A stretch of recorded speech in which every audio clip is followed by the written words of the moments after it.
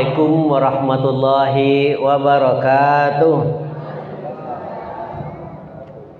Alhamdulillahilladzi khalaqas samawati bighairi 'amadin tarawnaha wa alqa fil ardi rawasiya an tamida bikum wa bassa fiha min kulli dabbah. Asyhadu an la ilaha illallah wahdahu la syarikalah wa asyhadu anna Muhammadan 'abduhu wa rasuluhu la nabiyya ba'd.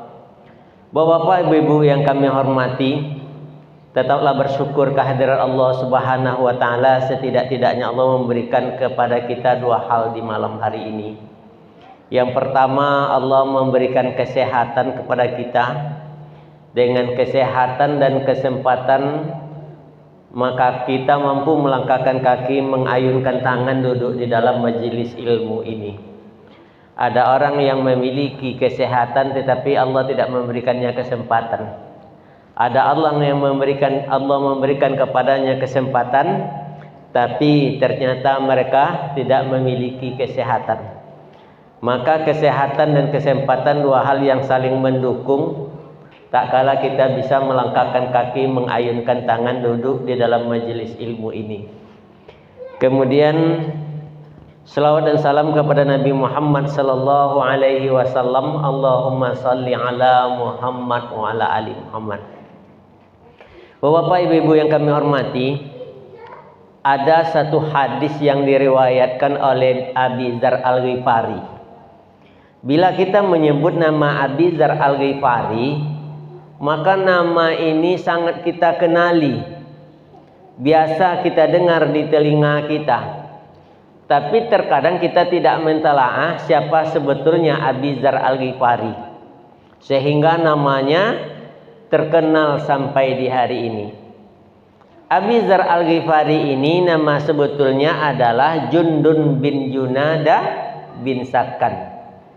Jadi sebelum dia seorang muslim, dia dipanggil dengan nama Jundun bin Junada bin Sakan. Di mana Jundun bin Junada bin Sakan ini tinggal? Antara kota Mekah dengan Syria. Jadi di tengah-tengah itu tinggal. Nama jalurnya itu jalur Ghifar, Al-Ghifari, jalur Ghifar namanya. 250 kilo ke Mekah, 250 kilo ke Syria. Di tengah-tengah itu disebut dengan jalur Ghifar. Maka Bapak Ibu yang dirahmati Allah, apa yang disembah oleh orang di jalur Ghifar ini sama seperti yang disembah orang di kota Mekah dan di Syria. Kota Mekah orang menyembah berhala, Lata, Uzza, Hubbal, Manan dan segala macamnya itu disembah. Disembah itu. Lalu kemudian di Syria orang juga menyembah itu. Maka di kota jalur Ghifar ini orang menyembah itu, tetapi Jundun bin Junada bin Sakan ini juga menyembah itu. Lalu kemudian Jundun bin Junada bin Sakan ini apa pekerjaannya? Pekerjaannya menyamun, merampok, dan dia adalah kepala perampok. Siapa yang mereka rampok? Orang Mekah itu berniaga, sampai sekarang suka berniaga. Orang Syria bertani, sampai hari ini orang Syria juga bertani. Jadi kalau orang Syria membeli sandang, pakaian dan segala macam, emas, permata, itu ke kota Mekah. Maka di jalur Gaza, di jalur Ghifar ini jarang orang-orang ini yang selamat. Itu biasanya dirampok oleh rombongan Jundun bin Junada bin Sakan tadi. Begitu juga orang Mekah ketika dia membeli makanan, bahan makanan ke kota Syria, pas lewat di jalur Ghifar ini, biasanya mereka juga dirampok. Nah, itu pula hebatnya, pekerjaannya hanya merampok. Di bawah pimpinan seorang yang sangat ditakuti namanya Jundun bin Junada bin Sakan. Lalu mengapa dia memeluk agama Islam? Adalah karena mendapatkan petunjuk dari seekor anjing. Jadi kalau Jundun bin Junada bin Sakan ini, bila dia menyembah Tuhannya, selalu dia membawa baskom yang berisi air susu. Maka satu ketika dia ingin bersembahyang di kaki Tuhannya, dia bawalah satu baskom air susu itu. Lalu kemudian ketika dia ingin mengadakan ibadah ritual itu, lewatlah seekor anjing. Anjing itu kemudian langsung meminum air susu satu baskom yang telah disediakan oleh Jundun bin Junada bin Sakan tadi. Heranlah Jundun bin Junada bin Sakan, sungguh ini satu keheranan bagi saya, mengapa Tuhan tidak membela diri, jatah Tuhan pun dimakan oleh seekor anjing. Tuhan tak bisa berbuat apa-apa. Dalam kebingungannya yang sangat luar biasa itu, tiba-tiba anjing sudah selesai menghabisi semua susu tadi. Baskom pun dijilat oleh anjing sebagai sisanya. Saat anjing mau berangkat, dia angkat kaki kanannya ke atas, dia kencingi Tuhan tadi. Tambah ndak suka si Jundun bin Junada bin Sakan tadi menengok Tuhan yang jatahnya telah dihabisi oleh anjing. Setelah itu ketika dia pergi, anjing pun mengencingi Tuhannya. Kan dak iyo godonyinya. Sehingga Jundun bin Junada bin Sakan ini kebingungan, mulai saat ini saya tidak akan menyembah Tuhan yang tak berdaya ini. Melalui seekor anjing dia mendapat petunjuk. Akhirnya apa? Datanglah satu kabar dari kota Mekah, seorang anak manusia bernama Muhammad bin Abdullah membawa satu ajaran baru. Maka dia pengen ke sana. Akhirnya dia pun ke sana dengan menaiki kendaraan unta atau kuda mungkin barangkali ya. Sampai di pinggir kota Mekah itu, akhirnya dia bertemu dengan Hamzah, paman Rasulullah Sallallahu Alaihi Wasallam, bertemu di situ. Dia sampaikan hasratnya, wahai Hamzah, sungguhnya saya pengen menjumpai Muhammad karena dia telah membawa satu ajaran dan saya pengen melihat apa itu ajaran yang ia sampaikan. Kalau begitu kata Hamzah, ayo saya antarkan ke rumah Muhammad. Akan tetapi kita tidak bisa terang-terangan langsung ke situ. Kita pun berendap-endap untuk sampai datang situ. Bersembunyi-sembunyi akhirnya sampai juga. Setelah sampai ditunjuklah oleh Rasulullah, siapakah ini? Saya adalah Jundun bin Junada bin Sakan, berasal dari tempat yang cukup jauh, ingin mengetahui ajaran apa sesungguhnya yang engkau bawa itu.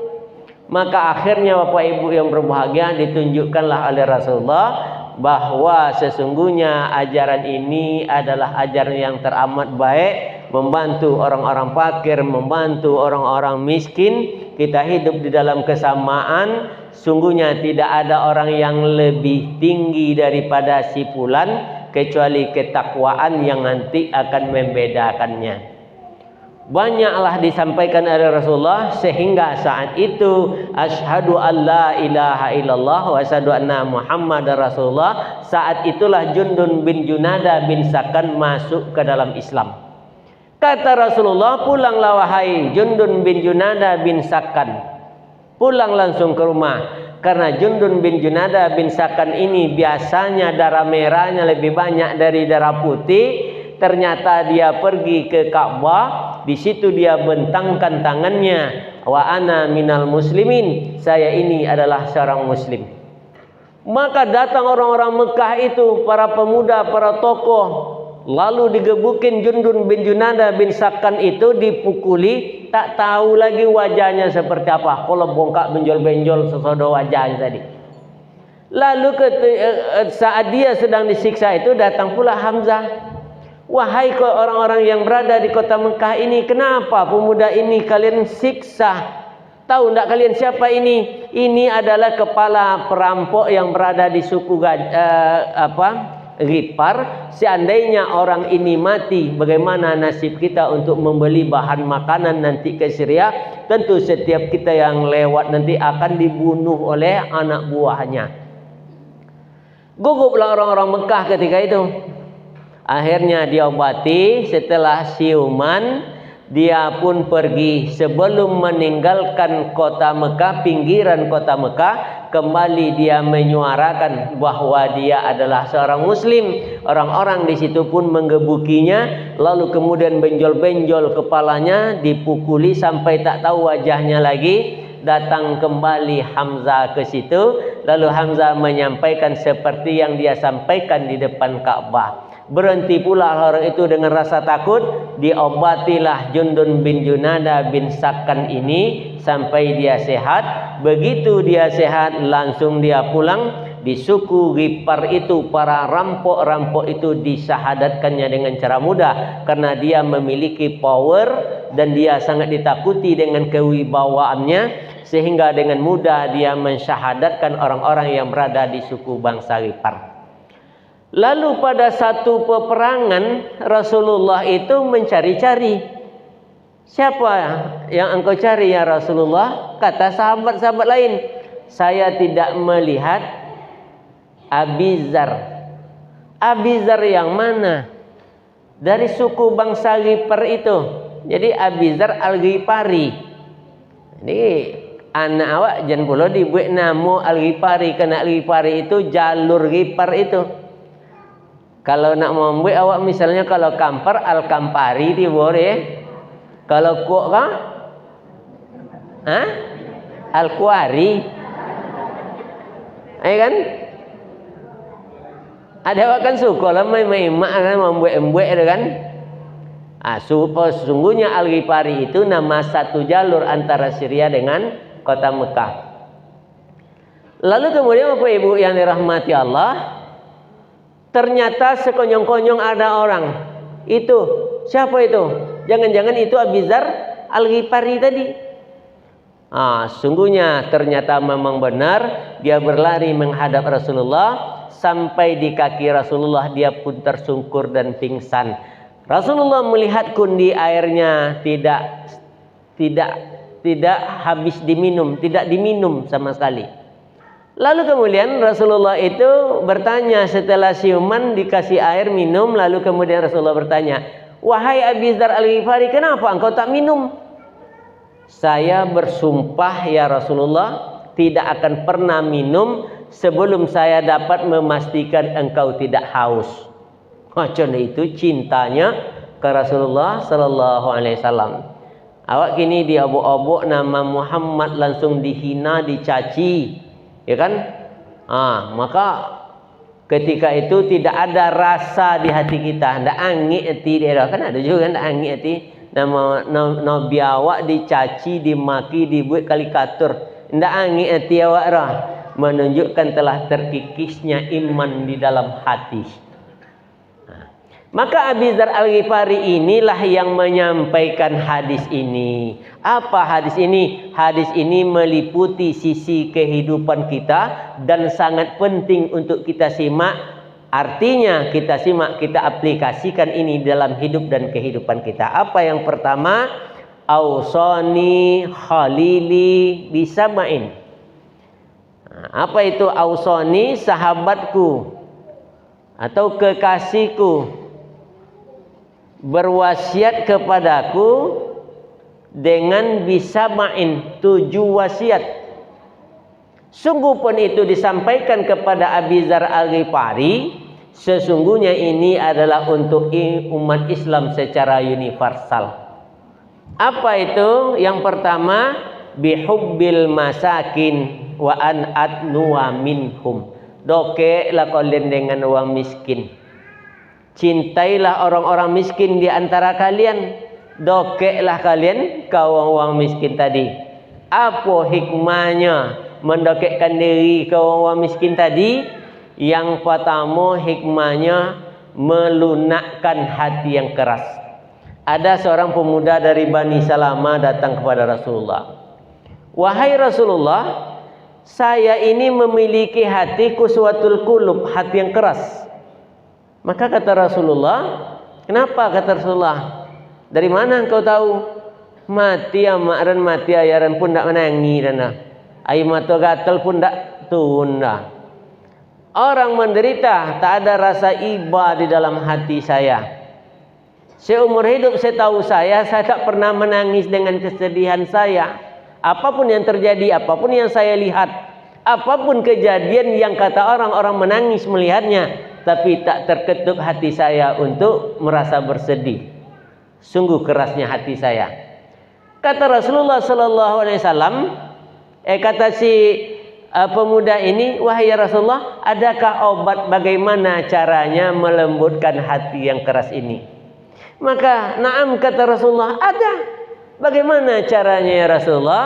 Ambillah anak-anak yang miskin, orang-orang fakir, para yatim, para piatu. Ajaklah dia ke satu tempat, makanlah bersama mereka. Dengan satu syarat, sebelum engkau makan tataplah wajahnya, usap kepalanya, baru kemudian engkau makan bersamanya. Kalau begitu gampang, enteng itu. Mudah itu ya Rasulullah. Apakah hanya dengan karena itu hati saya yang keras bisa menjadi lembut? Oh bisa, kata Rasulullah. Ya, dia carilah orang-orang yang disampaikan oleh Rasulullah, maka pergilah dia di satu tempat. Misalnya Kastanu lah ya enggak. Makan lainnya di situ sesama. Sebelum makan dia usap kepala anak itu seperti apa yang disampaikan oleh Rasulullah. Dia tatap wajahnya. Lalu kemudian makanlah. Ketika makan, maka pemuda dari Bani Salamah ini tetap melihat kepada anak-anak itu makan. Lalu kemudian nampaklah oleh pemuda ini tangan anak-anak ini bergetar menuju mulutnya. Manggege dek litak gare. Barulah yang pertama kali seumur hidupnya laki-laki ini menangis dan pulang dia ke rumah. Sampai di rumah dia panggili anak-anaknya. Dia pun berwasiat kepada anaknya, hai anakku, jika suatu hari ibu telah tiada, ayah telah meninggal pula nak, maka kalian bagaikan buih di tengah samudra. Kalian banyak, orang-orang sekitar kalian banyak, tetapi tidak akan ada lagi yang membantu kalian. Tidak ada lagi yang mau menerima curhat kalian wahai anak. Tidak ada lagi yang mau mendengarkannya. Sekaya apapun mereka tidak akan welcome terhadap kehadiran kalian wahai anakku. Kau sakit, kau akan menanggung sakit. Engkau susah, engkau hanya menanggung susah. Sementara yang lain tidak akan merasakan apa yang engkau derita itu. Yang pertama dia menangis di dalam hidupnya, itulah dia ketika dia makan bersama anak itu karena dia bersedekah, maka hati yang keras itu hari ini telah menjadi lembut pula. Maka sesungguhnya orang miskin itu adalah jalan bagi kita untuk menuju surga. Tidak ada lagi jalan yang paling mudah kita tempuh mencapai surganya Allah dengan segala keredaan Allah. Kita bersedekah kepada orang-orang yang tak mampu di kalangan kita, di sekitar kita. Lalu kemudian ada lagi satu kisah. Kisah ini luar biasa. Ada seorang yang cukup berada tapi tak kaya. Di sampingnya itu ada anak-anak dari orang-orang miskin yang hampir stunting oleh karena tak masuk gizi ke dalam badannya. Lalu kemudian orang yang agak kaya ini membeli satu pasang kibas. Kibas yang gemuk. Lalu kemudian kibas ini diberikan kepada tetangganya itu. Banyak air susunya kibas itu sehingga anak-anaknya minum air susu yang bergizi. Anaknya ya tadi yang hampir stunting karena kurang gizi, hari ini sudah menjadi gemuk. Anaknya itu minyak badan anak tu, dek kan mantap badan. Tapi orang yang ini, yang bersedekah ini, saya pengenlah melihat-lihat bagaimana dunia ini. Masuklah dia ke dalam sebuah hutan. Di situ ada gua. Masuk dia ke dalam gua itu. Ternyata begitu dia masuk, naas datang, guanya runtuh di depan sehingga dia tidak bisa keluar. Apa yang terjadi setelah itu? Yang terjadi setelah itu, Bapak Ibu yang berbahagia, tentu dia merasa risau-risau yang sangat luar biasa. Bagaimana makan, bagaimana minum, dan saya akan terkubur bersama gua ini, dan saya akan mati di tempat ini. Itu yang dia risaukan. Hari pun menjelang sore, mulailah lapar dan haus mendera kehidupannya. Tapi heran, tiba-tiba di saat dia sangat haus, keluarlah air. Air kok memancuinya Bapak Ibu yang berbahagia, memancar dia dari tanah. Dia tampung air ini. Begitu dia tampung air ini menjadi air susu dia. Air putih bersih. Ketika dia tampung air ini menjadi air putih bersih, dia minum tuh air. Diminum, maka dia menjadi sehat, kenyang, bergizi, lopeawinya. Nah, itu hebatnya. 8 bulan telah berlalu, setiap hari dia mendapatkan air itu. Bila dia minum, dia tampung air yang tadinya memancar dari bumi, air ini menjadi air susu. Itu di dunia.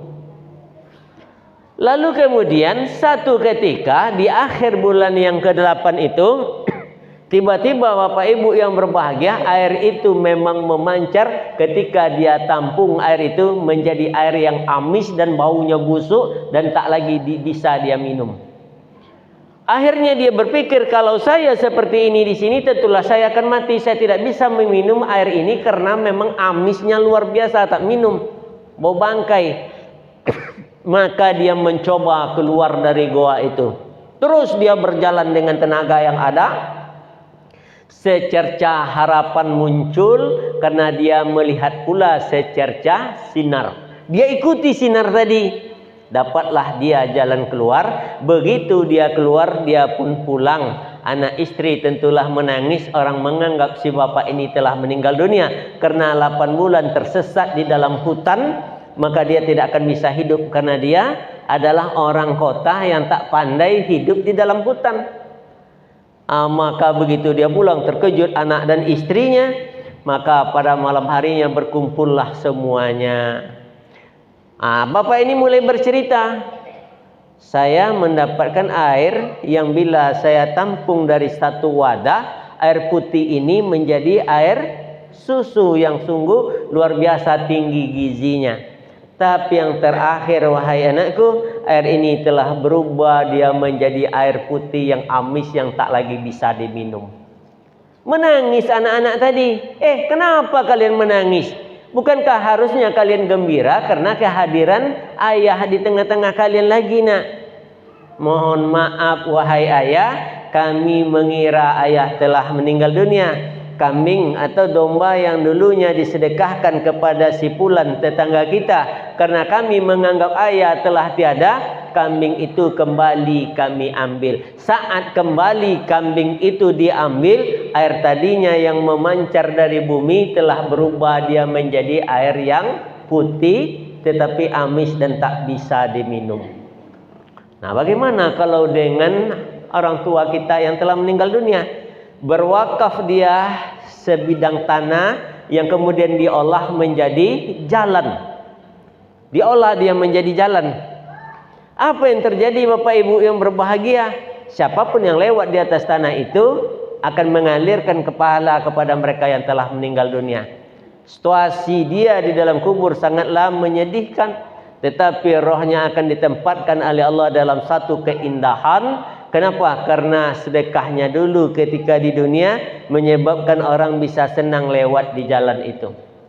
Lewat anak sekolah di situ pahalanya mengalir. Ibu-ibu yang membantu suaminya lewat di tanah itu ke sawah dan segala macamnya, lewat di tanah itu pahalanya terus mengalir. Bapak-bapak mencari nafkah untuk anak dan istrinya lewat di tanah itu tetap mengalirkan pahala bagi yang bersedekah.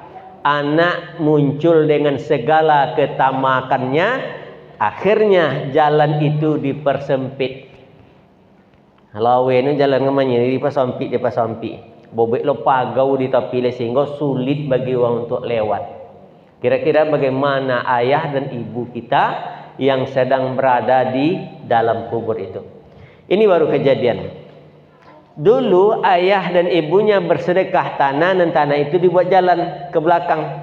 Kok jalan godang kok dibuat ke belakang dari tanah yang diwakafkan oleh ayahnya tadi. Lalu kemudian si anak ini tak di kampung, ayahnya telah meninggal dunia, lalu kemudian jalan telah diberes, dibuat orang, akhirnya banyaklah rumah di belakang itu. Ini kejadian ini nyata, ini kisah nyata ini. Apa yang terjadi? kata si anak pulang dari merantau, kok kalau dibuat kodai di siko kok bisa bononya, bisa bono dibuat kodai sikonya banyak joha aponya apa nama keuntungannya bila kau dibuat kodainya. Akhirnya dibuat kodai di situ renya. Ambo yang datang, kenapa ini harus dibuatkan kedai? Bukankah ayah telah mewakafkan tanah ini untuk jalan? Apa kata si anak itu tadi, anak ayah yang telah meninggal dunia itu?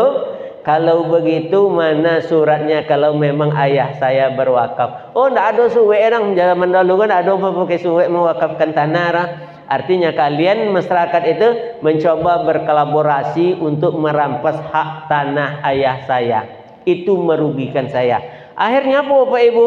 Berbulan-bulan motor uang di belakang tidak bisa kalau Honda, tidak bisa kalau anak-anak sekolah tidak bisa lewat dah. Maka alhamdulillah ada orang yang memberikan tanah walaupun sifatnya dibeli. Di samping rumahnya ambillah sikohanya sehingga baru bisa keluar kendaraan-kendaraan di belakang itu ke depan. Ketamakan kita di hari ini menyebabkan penderitaan yang panjang bagi orang tua di akhirat.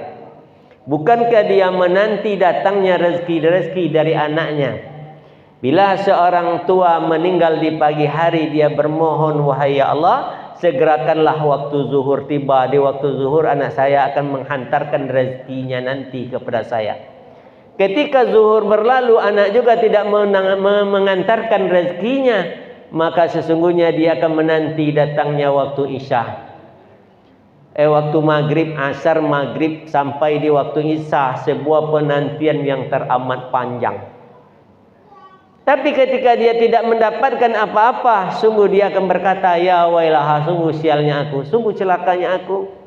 Anak yang dibesarkan dengan tetesan keringat dan derayan air mata, suka dan duka, hari ini tidak menghantarkan rezeki kepada saya.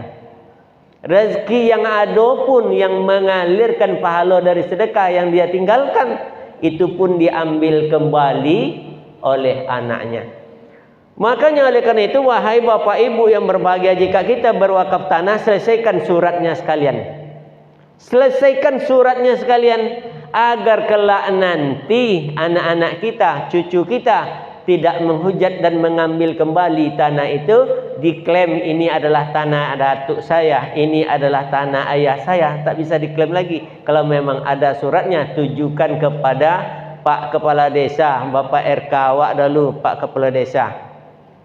Buat kali suenya, kalau memang ikhlas kita. Kalau tidak, kira-kira bagaimana nasib kita nanti? Apa yang kita harapkan? Hanya 3 yang kita harapkan setelah kematian kita datang nanti. Bukankah orang yang akan meninggal dunia dia akan menangis? Kenapa orang ini menangis? Ya, karena dia akan meninggalkan istrinya yang cantik. Oh, ternyata tidak. Kenapa seorang ibu jika dia meninggal keluar air matanya? Takut meninggalkan suami yang sedang berjabatan. Oh, tidak. Takut meninggalkan sawitnya yang sudah mulai berbuah pasir. Ternyata juga tidak. Apa yang ditakutkan? Oh, mungkin dia memiliki banyak rumah-rumah mewah, atau mungkin banyak rumah-rumah sewaannya, properti. Lalu kemudian ada banyak depositnya di bank. Ini barangkali yang ditangiskan, tidak. Ternyata yang ditangiskan orang, laula akhartani ila ajalin qarib fasaddaqa wa kum minas solihin. Jika saatnya datang nanti, orang akan berkata, berikanlah ya Allah kesempatan kembali kepada saya di dunia. Untuk apa? Fasaddaqa, saya ingin berbagi, saya ingin bersedekah. Orang bekerja berat banting tulang setiap hari, ketika dia pulang ke kampung yang sebenarnya, meninggal dunia, tak memiliki harta apa-apa. Kenapa? Ketika di dunia tak membawa hartanya mati. Lalu bagaimana caranya membawa harta kita mati? Tentulah kita bawa dengan cara bersedekah di hari ini. Maka keuntungannya itu adalah setelah kematian kita nanti. Bapak ibu yang berbahagia, ada uang nambah kojo banting tulang cucur keringat. Sehingga ndak tahu urus badan eleh, semayang ndak sompat, puasa ndak dapat bakojo panjangnya. Lata cucuk pula kumis dek bulu hidungnya. Dek kempara dek. Tak cucuk kumis dek bulu hidungnya. Kau kumis bulu hidung. Ndak puan ada pek baca amin, ndak puan ada pek menggaya bokojo sehingga ada pun ndak. Meninggal lenya, mau tengok uang meninggal. Memang ndak ada nang kan dibawa orang. Kalau di tempat kami tu kain kafan kau ditanggung oleh masjid dari iuran uang masyarakat ke 50.000 setahun. Ambo pengurus masjid juga meninggallah si pulan leh. Bu, lah bisa dimandikan apa kau? Lah bu ya mandi lah bu ya. Lah ada kain kafannya itu ya tidak ada bu ya. Bapa cara bu? Tanyalah dulu Mas Haji. Tanya Mas Haji ke Pak Udin ke apa tangan. Sekali membayu dalam 10 tahun kau artinya 50.000 kan diambil kain kapan nilainya rakyat 1 juta lai 1 juta roh. Kain kapannya sabunnya segala macam. Akhirnya apa cara ni pengurus dia nyokalah hazab bakojo. Ibu awak menengok bajolannya dikucunglah pak kau dengan kain kapan bautang untuk masuk ke dalam kubur, sementara harotonya ndak sanggung banyak nan ditinggal era mati dengan kain kapan dan bautang. Makanya kalau ibu-ibu kau sayang sama apa-apa kau saat malam tiba apa kau la talolo uku badannya rum dia balikin kapan guna deh. Kalau tak jagonya misalnya apa deh kau uku deh yang ninya. Cito kaji buya potang supaya apa dan sadia-sadianya kain kapan na lubang. Tak tentu ngok kau bila kan selesai dah diukur dulu. Tapi ibu sekalian, labiang sejangkal kate, sejangkal ke bawah, apa-apa kau kan tak akan bertambah godang juga le kan. Tak akan bertambah juga tinggi le. Supaya apa? Supaya pasnya nanti. Macam itu je ibu kan. Diukur je dah kan. Dia apa abang ukur dan nak bini bau abang memintang dah mati macam-macam pikiran. Makanya kalau di kota-kota godang uang-uang kayu tu biasa baginya runya alun matilah di sodiong dehnya kain kapan. Jadi oleh karena itu ternyata bersedekah ini sulit luar biasa. Bersedekah dari mal itu dari kata mailan. Mailan itu kecenderungan hati untuk menguasai. Orang akan bekerja berat, banting tulang, cucur keringat di setiap hari, dapatlah yang dia miliki. Apakah dia akan berbagi dengan orang lain? Mustahil itu bisa terjadi. Kok mau jawawi, dapatlah dawak setumpuk uang. Karena kerja berat kita tadi. Maka setelah uang ini kita dapatkan, sulit bagi kita untuk berbagi dengan orang lain. Mustahil kita mau berbagi kepada orang lain. Namun karena mengharapkan ridha Allah Subhanahu wa taala, kita juga berbagi. Dek mencari ridha Allah taala tu mengkonya awak mau berbagi tu. Masuk korban. Awak kumpul piti awak bertahun-tahun awak berkorban bagian-bagian kan dibagi ke orang lain. Ndak tolok kalau ndak mencari ridha Allah. Maka kalaulah kita tetap berkorban, kita tetap berimpak, kita tetap bersedekah dari harta yang kita cari dengan sulit tadi, susah aja rotor kan wak bailong lain wak. Konsekuensinya akan ada dua. Yang pertama Allah gugurkan dosa kita, yang kedua Allah berikan pahala yang luar biasa karena kita bersedekah ala mencari ridha Allah. Apa kio-kio kojo yang dapat ibadah yang menggugurkan dosa? Uang haji gugur dosa run tak kak re? Uang pai umrah macam ini apalagi kini 48 derajat Celcius anginnya panik. Tapi orang tetap melakukan itu mencari ridha Allah. Tetapi mencari ridha Allah dalam konteks bersedekah, bersedekahlah mengerti tak mengerti, berilmu tak berilmu. Tentu atau tidak tentu saat kita berbagi dengan orang lain dicatatlah pahalanya oleh Allah sebagai satu kebaikan. Kalau salat dakwah dengan ilmu pengetahuan batal salat awak adanya. Ya tidak tentu dakwah hal-hal yang membatalkan salat dia nak. Batal salat dia.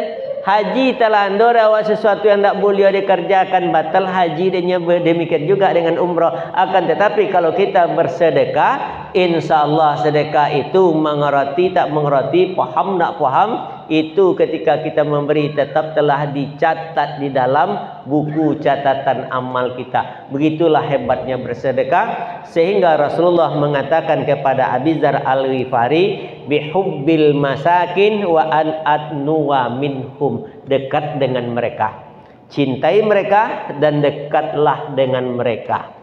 Saya bilang tak lepel itu kesombongan. Itu adalah satu kesombongan. Tidak ada satu jiwa nanti di hadapan Allah yang tidak menangis. Apa yang mereka tangisi? Bagaimana hari ini adalah hari hisab. 50.000 tahun orang berdiri di hadapan Allah karena menanti giliran hisab. Maka saat itu orang akan menangis. Bagaimana mungkin saya menerangkan di hadapan Allah nanti dari harta banyak yang Allah anugerahkan kepada saya. Saya terus mencari harta ketika di dunia. Hari ini saya tak mampu mempertanggungjawabkan harta saya. Wahai ya Allah, sungguhnya kalau saya miskin ketika hidup di dunia, tentulah hisab ini tak akan terlalu panjang dalam yang akan saya hadapi. Di uang miskin kependek hisab. Ini tidak ada yang akan dihisab kan. Uang kayo panjang hisabnya. Lalu hari ini berbeda orang melihat orang kaya dengan orang miskin. Padahal orang kaya dengan orang miskin apabila sama ibadahnya, sama 10 nilai ibadahnya, orang miskin nilai 500 tahun lebih dahulu masuk ke dalam surga daripada orang kaya. Apa sebabnya yang memperlambat masuknya? Orang miskin seketik hisabnya selesai, hisab masuknya ke dalam surga. Ya kan? Orang kaya panjang hisabnya, walaupun selesai hisab itu sesuai dengan apa yang dipinta oleh Allah, maka sesungguhnya yang akan terjadi panjang waktu yang mereka butuhkan sehingga talambeknya masuk ke dalam surga tagak dek kayonya tadi, tagak dek harotonya tadi. Maka oleh karena itu ketika Allah memberikan miskin kepada kita, ternyata Allah sayang kepada kita supaya hisab kita tak panjang. Hidup 80 tahun di dunia paling lama 70 tahun 70 tahun 80 tahun tu mati. Orang yang mati dulu sampai kini 8.000 tahun alun ada bangkit lah. Mereka lama dalam kubur, padahal sedikit waktu yang mereka gunakan di atas dunia menanti datangnya kiamat itu lama sekali. Maka sesungguhnya harus paham kita tujuan kehidupan kita. Walal akhirati khairul laka minal ula. Kampung akhiratlah sesungguhnya yang menjadi tujuan kehidupan kita. Itu yang pertama yang disampaikan oleh Rasulullah kepada Abi Dzar Al-Ghifari. Yang pertama. Yang kedua, bihubbil masakin wa an atnuwa minhum. Yang kedua, wa an anzura ila man huwa asfala minni wala anzura ila man huwa fauqi. Selalu nengok ke bawah je nengok ke atas. Kalau awak menengok ke bawah, muncul rasa syukur. Wahai Allah, saya sulit, ternyata si fulan jauh lebih sulit dari saya. Saya jalan pakai sepeda, orang-orang berjalan dengan menggunakan kaki saja karena tak memiliki sepeda. Maka oleh karena itu dengan begitu akan timbullah rasa syukur kita kepada Allah Subhanahu wa taala. Tapi kalau awak menengok ke atas, babantau ada mare, apalagi ada pertemuan tamat-tamat sekolah apa nama reuni. Ada reuni. Uang pe reuni doang kayak kayo, orang miskin dah satu reuni malunya. Reuni itu kan awak ingin melihatkan keberhasilan awak. Kan itu sebenarnya tujuan reuni tadi tu. Mulailah seorang perempuan itu apa nyinya? Menyosal terdan balaki jabang daya bangnya. Dulu si anu menjadi cewek dan kini menjadi gadis bang, mobilnya bagus, mewah, rumahnya ancak, pitinya banyaknya. Dek nasi den lah nang kemanika jabang ceniko te duit dan jadinya. Kenapa mau peknya kalau ta'ala? Karena inyo menengok ke atas, ndamunya nengok ke bawah. Kalau inyo menengok ke bawah, alhamdulillah bang, masih bisa bang membuat kami rumah walaupun tak godang, tapi masih ada orang sampai mati di rumah petak uang bang. Muncullah rasa syukur kita kepada Allah. Yang kaya itu yang merasa cukup dengan apa yang diberikan oleh Allah kepadanya. Kan itu nang kayo kan. Kalau ndak so cukup apa yang diberi Allah Ta'ala ke awak dah, maka awak alam bisa disebut kaya sungguh pun harta banyak yang awak miliki. Nah. Lalu selanjutnya wa an asila rahimi fa in jafani. Jonguk dia awak sanak family. Apalagi ai bayok bulan bayok. Kan ndak ada salah sudah takbir doang bolong-bolong mancai kemudian ke kebun binatang 10 jam tak sampai ke Payakumbuh bau orang lumba datang sana ke rumah apanya kalau ketika datang sana ke rumah lah tak kunci perlu diawak oleh saudara perlu diawak oleh kebun binatang daripada saudara-saudara awak nan datang maka usahanya tali persaudaraan. Jadi oleh karena itu rasa persaudaraan silaturahim itu harus kita rajut dulu. Ayo hari jangan orang lain ni janguk dia awak mentang akrab dengan si bulan kau janguk dulu. Padahal si bulan itu bukanlah saudara awak. Yang harus awak janguk sebenarnya adalah saudara-saudara awak dulu menjalin silaturahim. Kalau orang lain itu silatul ukhwa namur. Jangan orang lain dulu, tapi adalah saudara-saudara kita. Makanya dulu ayah awak berhasilnya mendidik awak. Allahu Akbar. Tak pegang tangan awak ada boku madi boku kakak ada. Lama ninggalinya itu tetap awak lakukan. Hari kau orang nak membuat macam itu oleh bapa ibu, sehingga anak-anak awak tak tahu tu adik-adik awak dia. Kan ngeri tu apa yang terjadi hari ini. Maka sesungguhnya rajutlah tali kebersamaan dalam bersilaturahim. Cara berbuat baik pada orang tua yang telah meninggal dunia adalah merajut kebersamaan itu. Bapak Ibu yang dirahmati Allah, inilah mungkin yang dapat kita sampaikan. Memang pembahasan ini tidak mampu kita selesaikan.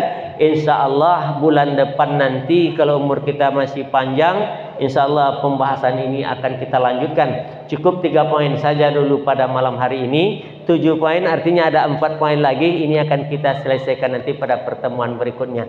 Demikian billahi taufiq wal hidayah. Wassalamualaikum warahmatullahi wabarakatuh.